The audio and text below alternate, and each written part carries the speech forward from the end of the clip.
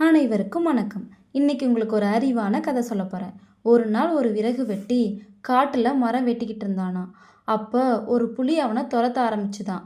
உயிரை காப்பாற்றிக்க பக்கத்தில் இருந்த ஒரு மரத்தில் ஏறினானா. அந்த மரத்தில் ஒரு குரங்கு வசித்து வந்துட்டு இருந்துச்சான். அந்த குரங்கு விறகு வெட்டிக்கிட்ட, நீ பயப்படாத, புலியால் உன்னை நெருங்கவே முடியாது, நான் பார்த்துக்கிறேன் அப்படின்னு தைரியம் சொல்லிச்சான். புலி பசியோட மரத்தடியிலே காத்துட்டு இருந்துச்சான். பகல் போய் மாலையும் வந்துடுச்சான். விறகு வெட்டிக்கு பசிக்க ஆரம்பிச்சுதான்.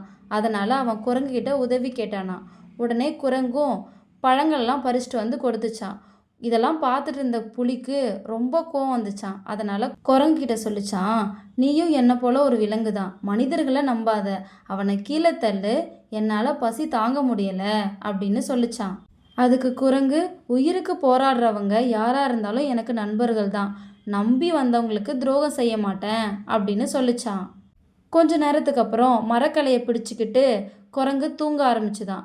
அப்போது புலி விறகு வெட்டிக்கிட்ட சொல்லிச்சான், எவ்வளோ நாள் ஆனாலும் நான் இங்கே தான் இருப்பேன், என்னோட பசியை தீர்த்துக்காம இங்கேருந்து நான் கிளம்ப மாட்டேன், நீ வேணா அந்த குரங்கு கீழே தள்ளு, ஒன்றை உயிரோடு விட்டுறேன் அப்படின்னு சொல்லிச்சான். உடனே விறகு வெட்டி தூங்கிக்கிட்டு இருந்த அந்த குரங்கை கீழே தள்ளி விட்டானான். புலி பாஞ்சி அந்த குரங்கை சாப்பிட்டுட்டு அங்கேருந்து கிளம்பிச்சான். இதோட இந்த கதை முடிஞ்சிச்சு. இந்த கதை நமக்கு என்ன சொல்லுது அப்படின்னா, மனுஷங்க அவங்க சுயநலத்துக்காக என்ன வேணால் செய்வாங்க. இந்த கதை உங்கள் எல்லாருக்கும் பிடிச்சிருக்குன்னு நம்புகிறேன். இன்னொரு அழகான கதையில் நாளைக்கு சந்திப்போம். நன்றி.